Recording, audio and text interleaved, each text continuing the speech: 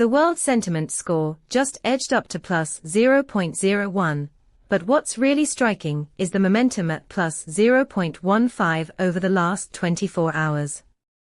This isn't just noise, it's a notable shift compared to the historical baseline.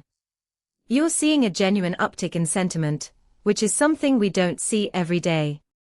Our API delivers detailed insights across 19 semantic clusters, allowing you to dive deep into what's driving this sentiment shift. Imagine you're building an application that leverages sentiment data for real-time decision-making. With this spike, you might want to adjust your strategy or notifications based on the emerging trends. For complete API documentation and to explore how to make the most of this data, visit pulsebit.lojenterprise.com/docs.